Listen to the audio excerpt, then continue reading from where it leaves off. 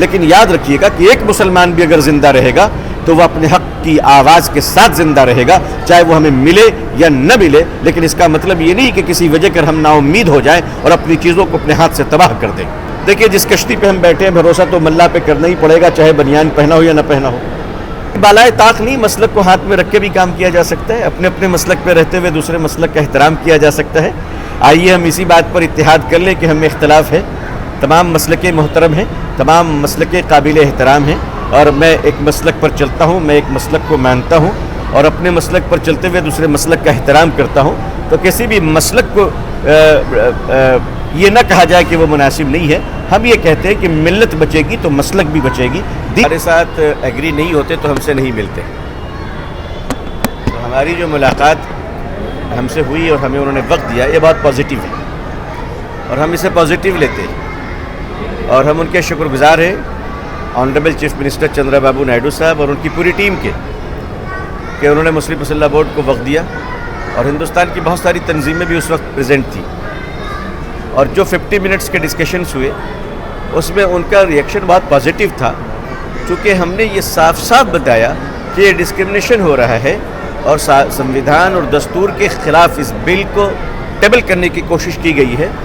اور آج اگر وہ بل جے پی سی کے پاس گئی ہے تو بیکاز آف چندرا بابو نائیڈو صاحب۔ میں ابھی کسی کا نام تو نہیں لوں گا، لیکن میں یہ دیکھ رہا ہوں کہ لسٹ پر ہماری نظر بنی ہوئی ہے، بہت سارے ایم پیز ایسے ہیں جنہوں نے 17 میٹنگوں میں صرف 4 میں اٹینڈ کی ہے، کسی نے صرف 8 میں اٹینڈ کی ہے، تو یہ ہمیں جاننا پڑے گا کہ انہیں بڑی ذمہ داریوں کے ساتھ، بڑے خرچ کے ساتھ وہاں بھیجا جاتا ہے، اور وہ قوم کے، ملک کے، نیشن کے، کنٹری کے، سنویدھان کے، دستور کے ریپریزنٹیٹیو ہوتے ہیں۔ ان کا یہ ابسینٹ کیوں ہوا؟ میں سمجھتا ہوں کہ اسے پارٹی کو بھی دیکھنا چاہیے اور ہمیں اور آپ کو بھی دیکھنا چاہیے۔ ہماری کوشش تمام مسلم تنظیموں کی مدد سے یہ چل رہی ہے کہ گاؤں گاؤں، دیہات دیہات، قریہ قریہ ہم یہ آواز پہنچا دیں۔ تو ظاہر ہے کہ ہمارے لیے جو سورس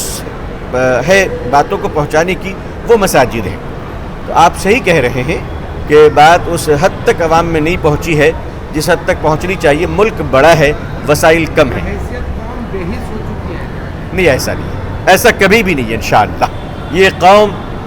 عروج و زوال کے شکار تو ہو سکتی ہے، بے حس نہیں ہو سکتی انشاءاللہ۔ مسلکی مسائل کو بالائے طاق رکھ کے کیا ایک ساتھ ہونا؟ نہیں، بالائے طاق نہیں، مسلک کو ہاتھ میں رکھ کے بھی کام کیا جا سکتا ہے، اپنے اپنے مسلک پہ رہتے ہوئے دوسرے مسلک کا احترام کیا جا سکتا ہے۔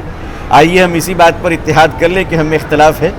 تمام مسلکیں محترم ہیں، تمام مسلکیں قابل احترام ہیں، اور میں ایک مسلک پر چلتا ہوں، میں ایک مسلک کو مانتا ہوں اور اپنے مسلک پر چلتے ہوئے دوسرے مسلک کا احترام کرتا ہوں۔ تو کسی بھی مسلک کو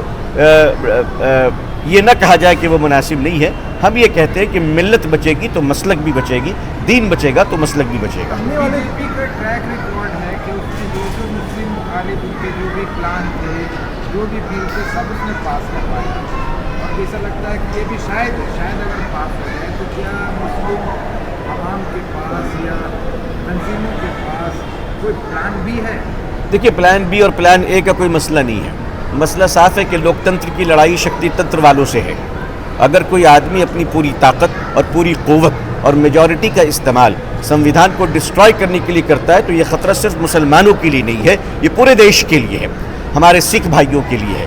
ہمارے کرسچن بھائیوں کے لیے ہے، بودھسٹ بھائیوں کے لیے ہے، بھارت کے کروڑوں ہندو بھائیوں کے لیے ہے جن کے مولک ادھیکاروں کا ہنن ہو جائے گا۔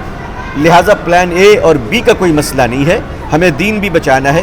دیش بھی بچانا ہے۔ بی جے پی کیا کرتی ہے اور ان کو کیا کرنا ہے ہمیں اس سے کوئی مطلب نہیں ہے۔ وہ اگر شکتی تنتر کا استعمال کرتے ہوئے کوئی بل پاس کرتے ہیں تو تاریخ یاد رکھے گی، لیکن یاد رکھیے گا کہ ایک مسلمان بھی اگر زندہ رہے گا تو وہ اپنے حق کی آواز کے ساتھ زندہ رہے گا، چاہے وہ ہمیں ملے یا نہ ملے، لیکن اس کا مطلب یہ نہیں کہ کسی وجہ کر ہم نا امید ہو جائیں اور اپنی چیزوں کو اپنے ہاتھ سے تباہ کر دیں۔ جے پی سی پر کتنا بھروسہ ہے اور آنے والے دنوں میں آپ لوگوں کی تیاری کس طرح کی ہے؟ دیکھیے جس کشتی پہ ہم بیٹھے ہیں بھروسہ تو اللہ پہ کرنا ہی پڑے گا، چاہے بنیان پہنا ہو یا نہ پہنا ہو۔